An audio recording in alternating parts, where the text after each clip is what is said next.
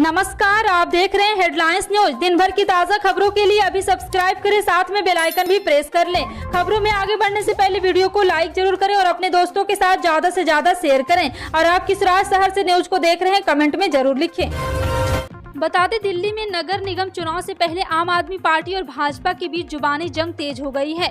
नगरीय निकाय चुनाव से पहले दिल्ली के सीएम अरविंद केजरीवाल और गृह मंत्री अमित शाह के बीच आरोप प्रत्यारोप का दौर शुरू हो गया। दिल्ली के मुख्यमंत्री अरविंद केजरीवाल ने गृह मंत्री अमित शाह पर 3 पलटवार किए हैं। केजरीवाल ने कहा है कि केंद्र और एमसीडी दोनों जगह बीजेपी की सरकार है, इसलिए उन्हें बताना चाहिए कि 15 साल में एमसीडी को कितने पैसे दिए गए। केंद्र सरकार ने 15 साल में एमसीडी को कितने पैसे दिए। 15 साल से जो काम आप नहीं कर पाए, अब आपको 3 साल और चाहिए। अगले एमसीडी चुनाव में लोगों को ये तय करना होगा कि उन्हें कूड़े वाली दिल्ली चाहिए या साफ सुथरी दिल्ली। वाराणसी स्थित काशी विश्वविद्यालय में फीस वृद्धि को लेकर पिछले कई दिनों से अलग अलग छात्र संगठनों का विरोध प्रदर्शन जारी है। इस कड़ी में गुरुवार को विश्वविद्यालय के केंद्रीय कार्यालय पर छात्र संगठन आइसा ने भी धरना प्रदर्शन किया। छात्रों की मांग है कि विश्वविद्यालय प्रशासन बढ़ी हुई फीस वापस ले। प्रदर्शन कर रहे छात्रों ने कहा है कि अचानक से फीस बढ़ा छात्रों के लिए करियर से खिलवाड़ होना जैसा है। इस दौरान सुरक्षा कर्मियों और छात्रों में जमकर धक्का मुक्की भी हो गई। इससे पहले मंगलवार को अखिल भारतीय कांग्रेस परिषद के बीएचयू इकाई की तरफ से एक अनूठा विरोध दर्ज कराया गया है। बीएचयू के विश्वनाथ मंदिर के बाहर जुटे दर्जनों एबीपी के छात्रों ने भैंस के आगे बीन बजाकर विश्वविद्यालय के मौन रवैया पर सवाल उठाए। दिल्ली से सटे गुरुग्राम में एक बड़ी धोखाधड़ी का मामला सामने आया है। लोकसभा की सुरक्षा के पूर्व डिप्टी डायरेक्टर के साथ 1 करोड़ से अधिक की ठगी की गई। एक्सिस बैंक के कर्मचारी अभिषेक महेश्वरी और उनकी पत्नी ने म्यूचुअल फंड और शेयरों में निवेश के बहाने उनके साथ ठगी की गई है। पुलिस ने इस बात की जानकारी गुरुवार को दी है। जिसने शख्स के साथ ठगी की, उसका नाम बीएल आहूजा है और वो 83 साल के हैं। आपको बता दें, बीएल आहूजा गुरुग्राम के सेक्टर 43 में रहते हैं। साल 2000 में वो लोकसभा में डिप्टी डायरेक्टर के पद से रिटायर हुए थे। बीएल आहूजा ने पुलिस को बताया है कि एक्सिस बैंक के कर्मचारी अभिषेक महेश्वरी और उनकी पत्नी ने उनके साथ ठगी की है। दिवाली के ठीक पहले 22 अक्टूबर 2022 को धनतेरस के दिन प्रधानमंत्री नरेंद्र मोदी 10 लाख लोगों के रोजगार उपलब्ध कराने के रोजगार लॉन्च मेला करने जा रहा है। इस रोजगार मेला के तहत पहले चरण में 75,000 लोगों की भर्ती की जाएगी। इन 75,000 लोगों को नियुक्ति पत्र सौंपा जाएगा। नियुक्त किए गए लोगों को प्रधानमंत्री संबोधित भी करेंगे। जिन 75,000 लोगों की नियुक्ति हुई है, वे सरकार के 38 मंत्रालय और डिपार्टमेंट में ज्वाइन करेंगे। ये नियुक्ति किए गए लोग ग्रुप ए, ग्रुप बी और ग्रुप सी के लेवल पर ज्वाइन करेंगे। जिन पदों पर नियुक्ति की गई उसमें central of forces personnel, sub inspector, constable, LDC, अस्टोनो, PA, income tax officer, MTS जैसे पद शामिल है। सितंबर और अक्टूबर में इस साल कई राज्यों में काफी बारिश हुई। बेंगलुरु से लेकर दिल्ली तक कई शहरों में इस दौरान बाढ़ जैसे हालात दिखे, लेकिन फसलों की बर्बादी की खबरें मीडिया में कम ही रही है। हालांकि अब इसका असर आने वाले दिनों में खाद्यान्न की बढ़ी हुई कीमतों के तौर पर प्रत्यक्ष रूप से देखने को मिल सकता है। इस बारिश ने धान की फसल को पंजाब, हरियाणा, यूपी, राजस्थान, मध्य प्रदेश और महाराष्ट्र तक बुरी तरह प्रभावित किया है। महाराष्ट्र के किसान इब्राहिम शेख बताते हैं कि सितंबर अक्टूबर में हुई बारिश के चलते 20 से 30% तक धान की फसल बर्बाद हुई। यही नहीं, सरकार पर भी राशन का स्टॉक बीते साल के मुकाबले आधे से भी कम हो गया है।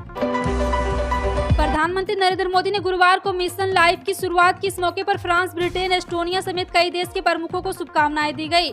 पीएम ने कहा कि इस ग्रह के लिए और ग्रह द्वारा तैयार जीवन शैली है। साथ ही फ्रांस के राष्ट्रपति एमेनुअल मैक्रों ने आगामी G20 बैठक के दौरान भारत के साथ काम करने की इच्छा भी जाहिर की है। भाषा के अनुसार पीएम मोदी ने कहा कि जलवायु परिवर्तन को सरकारी नीति का विषय बनाया गया है, लेकिन नीति निर्माण से परे जाने की जरूरत है। और प्रधानमंत्री मोदी ने कहा, मिशन लाइफ जलवायु परिवर्तन के असर से धरती को बचाने के लिए शुरू किया गया वैश्विक आंदोलन है। जश्न मनाने के और भी तरीके हैं। लोगों को स्वच्छ हवा में सांस लेने दीजिए, यह सुप्रीम कोर्ट की टिप्पणी है। देश के शीर्ष अदालत ने आज राष्ट्रीय राजधानी में पटाखों पर लगी पाबंदी के खिलाफ दायर याचिका की ताकत सुनाई से इनकार कर दिया है। और आपको बता दें, यह टिप्पणी की है कोर्ट की इस टिप्पणी के साथ कि यह क्लियर हो गया कि दिल्ली में इस बार पटाखों पर पूर्ण रूप से प्रतिबंध रहेगा, क्योंकि आज सुप्रीम कोर्ट ने पटाखों पर पाबंदी के खिलाफ दायर याचिका पर तत्काल सुनवाई करने से इनकार कर दिया। दरअसल सुप्रीम कोर्ट ने गुरुवार को भाजपा नेता मनोज तिवारी की उस याचिका को खारिज कर दिया जिसमें दिल्ली में पटाखों पर लगाई गई पूर्ण पाबंदी पर तत्काल सुनवाई की मांग की गई थी।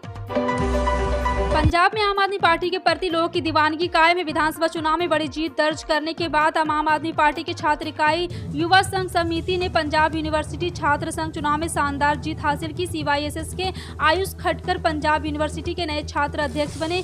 CYSS ने पहली बार छात्र चुनाव में हिस्सा लिया था और पहली बार में ही इतनी शानदार जीत हासिल कर ली। प्रधानमंत्री नरेंद्र मोदी अगले शनिवार 22 अक्टूबर को प्रधानमंत्री आवास योजना की 4.5 लाख लाभार्थियों के गिरा प्रवेश कार्यक्रम में शामिल होंगे। गिरा प्रवेश मध्य प्रदेश में होगा, जिसमें पीएम मोदी वर्चुअल रूप से शामिल होंगे। पीएमओ कार्यालय की ओर से बताया गया है कि मध्य प्रदेश में 35,000 करोड़ रुपए से अधिक की लागत से लगभग 29 लाख घरों को बनाया गया है। इसके साथ ही लगभग 38 लाख घरों तो बनाने के लिए मंजूरी भी दे दी गई। 35 दिन के अंदर यह तीसरा मौका होगा जब प्रधानमंत्री मोदी मध्य प्रदेश के लोगों से रूबरू होंगे। इससे पहले अपने जन्मदिन के दिन 17 सितंबर को श्योपुर जिले के कूनो राष्ट्रीय उद्यान में चीतों को छोड़ा था। देश के किसानों की आर्थिक मदद के लिए प्रधानमंत्री किसान सम्मान निधि योजना की शुरुआत की गई थी। इस योजना के तहत किसानों को हर साल 6,000 रुपये दिए जाते। इस योजना के लाभ लेने वाले किसानों के लिए कुछ मानक तय किए गए हैं, लेकिन इन मानकों का उल्लंघन कर कई किसान इस राशि को प्राप्त कर रहे हैं। प्रधानमंत्री किसान सम्मान निधि योजना से जुड़ी एक ऐसी घोटाले की जानकारी भी सामने आई है। मिली जानकारी के अनुसार पीएम किसान सम्मान निधि योजना के तहत झारखंड के तकरीबन 11 लाख से भी ज्यादा लोगों ने फर्जी तरीके से लाभ लिया है। सरकार फर्जीवाड़ा करने वाले लोगों की पहचान कर रही है। ऐसे लोगों को भुगतान की गई राशि सरकार उनसे वापस वसूली जाएगी। केंद्र सरकार के कृषि मंत्रालय ने झारखंड सहित सभी राज्यों से इस बाबत रिपोर्ट मांगी है। ज्योतिष शास्त्र के अनुसार 25 अक्टूबर को साल का अंतिम सूर्य ग्रहण लगने जा रहा है। सूर्य ग्रहण से एक दिन पहले दिवाली मनाई जाएगी। दिवाली के दिन सूर्य ग्रहण का सूतक काल शुरू हो जाएगा। इस बार सूर्य ग्रहण को लेकर गोवर्धन पूजा की तारीख में भी बदलाव हुआ है। आमतौर पर दिवाली के दूसरे दिन गोवर्धन पूजा की जाती है, लेकिन इस साल गोवर्धन पूजा 25 को ना होकर 26 अक्टूबर को की जाएगी। जी हां, आपको बता दें, धार्मिक मान्यता के अनुसार सूर्य ग्रहण के 12 घंटे पहले सूतक काल शुरू हो जाता है, जो कि ग्रहण की समाप्ति तक रहता है। हाल ही में एक सर्वे एजेंसी ने गुजरात के मतदाताओं का वोट मापने के लिए सर्वे किया था। इस सर्वे में भाग लेने वालों के बेरोजगारी का सबसे बड़ा चुनावी मुद्दा माना गया था। महंगाई को चुनावी मुद्दा मानने वालों की संख्या केवल 8% थी, तो भ्रष्टाचार को केवल 7% लोगों ने चुनावी मुद्दा माना था।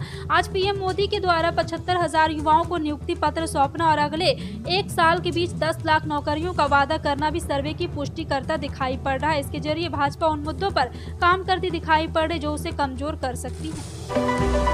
ऑल इंडिया मजलिस इत्तेहादुल मुस्लिमीन के चीफ असदुद्दीन ओवैसी ने तेलंगाना के कानून मंत्री को पत्र लिखकर न्यायपालिका से जुड़ी भर्तियों में उर्दू भाषियों को भी शामिल करने की मांग की है। ओवैसी ने कहा है कि तेलंगाना उर्दू भाषा का जन्म स्थान है। उर्दू राज्य की आधिकारिक भाषा भी। ओवैसी ने राज्य के कानून मंत्री बी जनार्दन रेड्डी के लिखे पत्र में कहा है कि राज्य ने 2021 और 2022 के लिए सिविल जज के 50 पदों पर भर्ती के लिए नोटिफिकेशन जारी किया है। भोपाल नगरीय निकाय के चुनाव होने के बाद अब शिवराज सरकार महापौर, अध्यक्ष और पार्षदों के वेतन भत्ते में 12 साल बाद वृद्धि करने जा रही है। भोपाल, इंदौर, जबलपुर और ग्वालियर नगर निगम के महापौर का वेतन 20,000 रुपये और अध्यक्षों का 15,000 रुपये हो जाएगा। वहीं देवास, उज्जैन सहित 10 लाख से कम जनसंख्या वाले नगर निगम के महापौर का वेतन 15,000 और अध्यक्षों का 12,000 रुपये होगा। इसी तरह पार्षदों के वेतन को भी 2 श्रेणी में रखा गया है। पहली श्रेणी में वे नगर निगम आएंगे जिनकी जनसंख्या 10 लाख से अधिक है। इन पार्षदों के 6,000 के स्थान पर 10,000 और इससे कम जनसंख्या वाले निगम के पार्षदों को 6,000 की जगह 8,000 रुपये प्रतिमाह वेतन मिलेगा। संयुक्त राष्ट्र के महासचिव एंटोनियो गुटेरस और पीएम नरेंद्र मोदी ने गुजरात स्थित केवड़िया के एकता नगर में मिशन लाइफ का शुभारंभ किया है। इसके बाद दोनों शीर्ष नेताओं ने जनसभा को संबोधित किया। इनके बीच जलवायु परिवर्तन को लेकर मजबूत कदम उठाने की चर्चा हुई। इस कार्यक्रम में गुजरात के मुख्यमंत्री भूपेंद्र पटेल भी मौजूद रहे। और आपको बता दें, यूएन महासचिव ने अपने संबोधन में राष्ट्रपिता महात्मा गांधी को याद किया। उन्होंने बताया कि महात्मा गांधी ने कहा था, दुनिया में मौजूद संसाधन हर किसी की जरूरत को पूरा करने के लिए पर्याप्त है। दुर्भाग्य से हाल के दिनों में जरूरत पर लालच हावी हो गया। हमें इसे बदलने की जरूरत है। देश में कोरोना वायरस के मामलों में फिर बढ़ोतरी हुई है। एक दिन में कोरोना के मामले 2000 के पार हो गए। स्वास्थ्य मंत्रालय ने बताया कि बीते 24 घंटे में कोरोना महामारी के 2141 नए मामले सामने आए। वहीं इस दौरान 20 मरीजों की मौत भी हुई। केरल में सबसे ज्यादा 13 लोगों की जान चली गई। मंत्रालय ने बताया कि इस दौरान कोरोना के 2579 लोग रिकवर भी हुए हैं। इसके साथ ही एक्टिव केस घटकर अब 2510 हो गई है। रिपोर्ट के मुताबिक देश में अब तक कोरोना के कुल 4,46,00,000 और आपको बता दें 46,517 मामले सामने आ चुके हैं। इसके अलावा 4,40,82,064 लोग ठीक भी हो चुके हैं। वहीं 5,28,943 लोगों की मौत हो चुकी है। आपका इन सभी खबरों पर क्या कहना है कमेंट सेक्शन में टाइप करके जरूर बताएं। इसी तरह की पल पल की अपडेट जानने के लिए जुड़े रहें आप अपने हेडलाइंस न्यूज के साथ। मिलते हैं अगली बड़ी खबर में, तब तक के लिए जय हिंद।